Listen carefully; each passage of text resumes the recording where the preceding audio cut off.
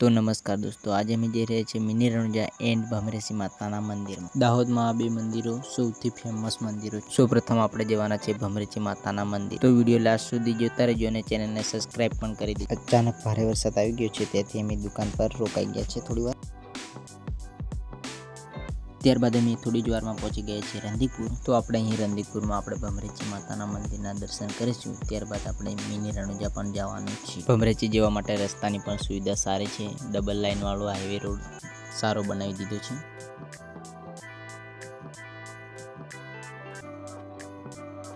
તો ફાઇનલી આપણે પહોંચી ગયા છીએ ભમરેશી માતાના મંદિર પર. તમે જોઈ શકો છો, હમણાં ગાડીથી દૂરથી પણ વ્યૂ કેવો જોવાય છે દેખો. વરસાદ પણ હમણાં થોડો થોડો ચાલુ જ છે, પણ અમે મંદિર પર પહોંચી ગયા છીએ. અહીં મંદિર બે ડુંગરાઓની વચ્ચે છે અને ખૂબ જ સરસ નજારો છે, તમે જોઈ શકો છો દેખો.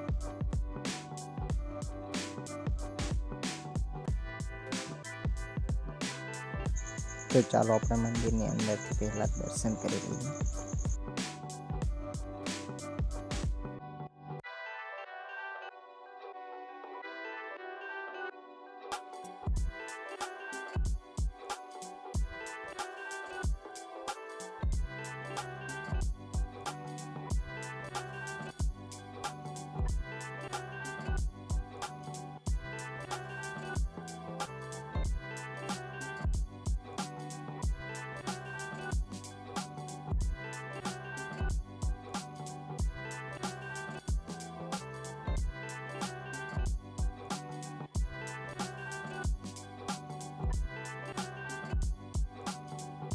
આ પાણી ડુંગરની અંદરથી આવે છે અને કેટલાક લોકો આ પાણી પણ પીએ છે.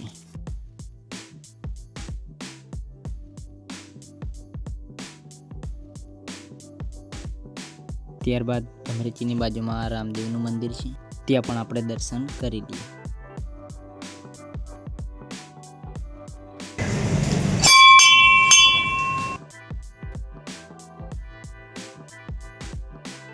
ત્યારબાદ વાંદરા જોયા, પછી આપણે જશું ભોલેનાથના મંદિર બાજુ.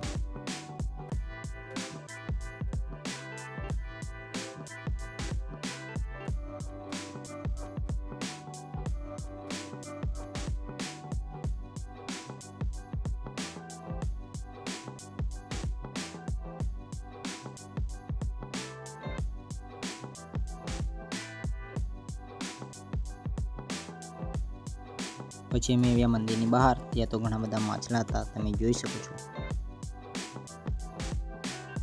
ત્યારબાદ અમે દુકાનેથી લીધા 2 પેકેટ સેવ મમરા. તો સેવ મમરા ખાવા માટે માછલીની કેવી પડાપડી થઈ રહી છે.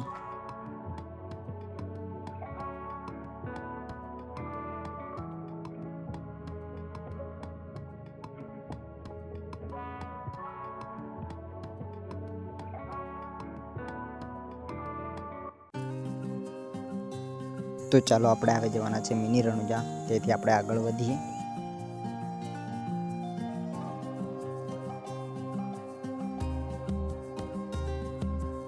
અહીં તમે આવો એટલે આજુબાજુ મોટા મોટા પર્વતો દેખાશે અને ચોમાસાની ઋતુમાં વ્યૂ કંઈ આવી રીતના જોવા મળશે.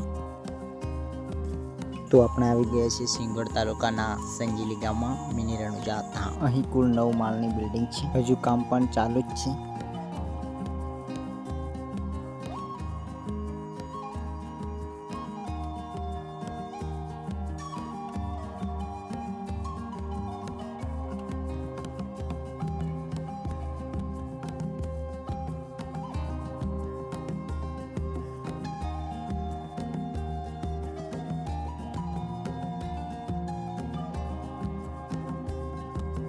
આપણે છેક ઉપરનો પણ વ્યૂ જોવાનો છે, તો છેક ઉપર ચડશું આપણે સૌપ્રથમ.